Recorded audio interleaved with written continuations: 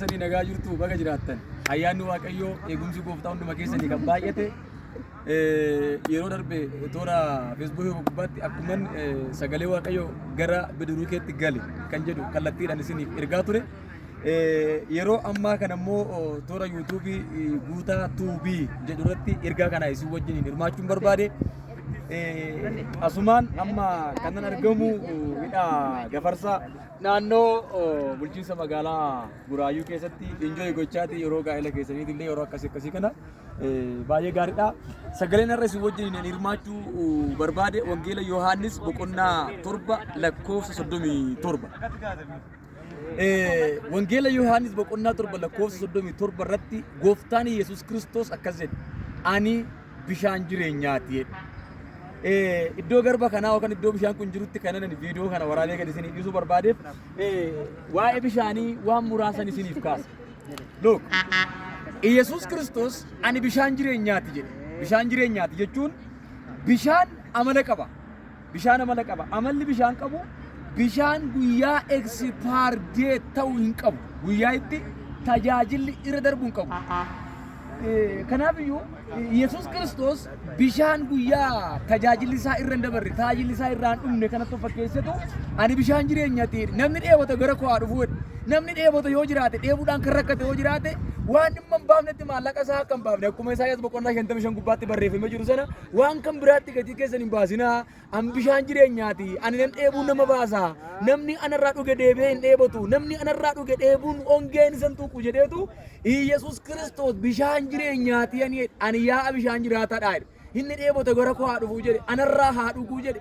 Anarraa hin dhumu jedhe. Namni narraa dhuge hin dheebotu jedhe. Namni anarraa dhuge deebi'ee ongee keessa hin jiraatu. Nan isa misoomsa. Nan isa jiraachisaa jedhe. Kanaaf Yesuus Kiristoos bishaan jireenyaa ta'ee jiraataadha. Yaa'a bishaan jiraataati. Hin dhumu bishaan isaa Yesuus Kiristoos gooftaan. Hin dhumu bakka hin dhumu. Guyyaa itti tajaajilli irra darbu hin jiru. Guyyaa itti oomishamee fi guyyaa itti tajaajilli irra darbu akkuma qabu qorichoonni garaagaraa warshaalee garaagaraa keessaa kan ba'an bishaan garuu guyyaa itti irra darbu hin qabu. Yesuus irra hin darbu. Omtuu irra hin darbu Yesuus irra. Yesuus bishaan jireenya keenyaa. Galanni guddaa Waaqayyoof haa ta'u. Karaa biraa immoo bishaan yoo amma barbaadan dhugdan saayid effekti tokkollee homaa hin qabu. Waan nama miidhu hin qabu. Amma biddeen humna keessanii yoo nyaattan humna keessanii ol yoo nyaattan diisopeesiitidha. Humna keessanii ol ta'a isin miidha. Garaacha keessanii miidha. Namummaa keessanii miidha. Daajjes hin ta'u. Bishaan garuu yoo dhugdan ittuu fayyaa qaama keessaniif ta'a. Kalee namaa miica jedhu warra geessa fayyaa. Qaama namaa babbareessaa jedhu dhukkubaaf nama saaxilu jedhu. Kanaaf Yesuus Kiristoos waan nama hin miidhe nama hin miidhu Yesuus. Homaa nama hin godhu Yesuus yoo dhugan. Yesuus Kiristoos gooftaadha. Hordofaa kan jirtan fagoos dhiyoo keessa ala kan jirtan Waaqayyo gooftaan keenya Yesuus Kiristoos ani bishaan jireenyaati. Namni anarraa dhugu homaa hin ta'u. Mee ilaalaa mee obboloota koo bishaan lammummaa hin qabu. Look, Adiinis yoo dhuge, Gurraachis yoo dhuge, Amaaris yoo dhuge, Oromoonis yoo dhuge, Tigireenis yoo dhuge, namni kamiyyuu bishaan yoo dhuge bishaan lagaan nama hin godhu. Bishaan hundumtuu hin dhuga, bishaan hin jiisa, bishaan hin misoomsa. Naannoo kana bona dhuftanii yoo ilaaltan awwaara bishaan, awwaara qaba. Awwaara fuu keessa dhaabbannu amma garuu sababii bishaaniitiif naannoon kun misoomee jira. Laal jiidhi kun asii ejja kana yeroo ilaaltan magariisa uffatee jira. Bishaan gaafa gadi bu'ee hin jiisa, hin biqilcha, hin jijjiira, hin haaressa. Maqaan Waaqayyoo haa eebbifamu. Kanaaf bishaan kana godhe sagalee Waaqayyoo gooftaa keenya Yesuus Kiristoos gaafa jireenya keenyatti fudhannu, gaafa dhugnu, gaafa kan keenya godhannu jireenya keenya misoomsa. Hongee nurraa kaasa, nu jijjiira. Keessa keenyatti sagalee isaa gaafa fudhannu nu haaressa. Yesuus Kiristoos gooftaan. Kanaaf Yesuus bishaan jireenyaa, bishaan jiraataa waan ta'eef Yesuus hin dhugaa. Yesuusin kan keessan godhadhaa. Yesuusin amanadhaa.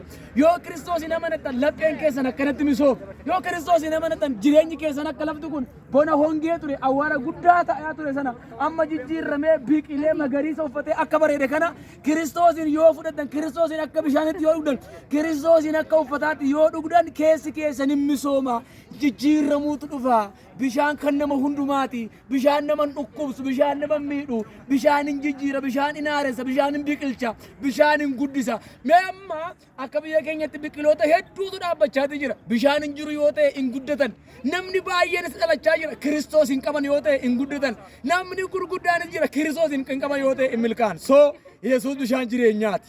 Yesuus bishaan jireenyaati. Siif Yesuus bishaan jireenyaati. Kanaafuyyuu namni dheebote yoo jiraate gara Yesuus dhufee isa bishaan jireenyaa ta'e haa dhugu. Namni dheebote yoo jiraate gara gooftaa Yesuus haa dhufu. Inni bishaan jireenyaati. Sagalee kana waan dhaggeeffattaniif gooftaa guddaan isin haa eebbisu. Dhaggeeffatanii inni isin bishaan jireenyaa isa ta'e gara jireenya keessanitti fudhadhaa.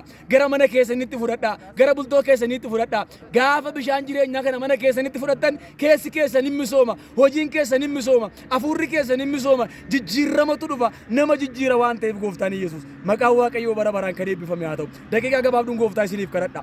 Maqaa gooftaa Yesuusin yaa Waaqayyoo galanni siif haa ta'u. Sagalee keessa amanamaa kana, sagalee keessa nama jiisu, sagalee keessa nama gargaaru, sagalee keessa nama misoomsu kana maqaa gooftaa Yesuusin waan dubbatteef ulfaadhu. Kunoo karaa kamiiniyyuu yaa Waaqayyoo sagalee kana dhaga'aa kan jiran, ba'a fagoo kan jiran, dhiya fagoo kan jiran, biyyoota keessa ala kan jiran yaa Waaqayyoo maqaa gooftaa maqaa Yesuusin jireenyi isaanii si argatee, jireenyi isaanii siin amanatee, jireenyi isaanii siin akka bishaanitti dhugee, jireenyi isaanii siin akka uffataatti uffatee si keessa jiraatanii misoomuu akka danda'an, sammuu isaanii akka misoomu, jireenyi isaanii akka misoomu, afuurri isaanii akka misoomu, mana alaamanni isaanii akka misoomu, gaa'elli isaanii akka misoomu, warri baratan barnoonni isaanii akka misoomu maqaa gooftaa Yesuus fedha jaalala kee haa ta'u.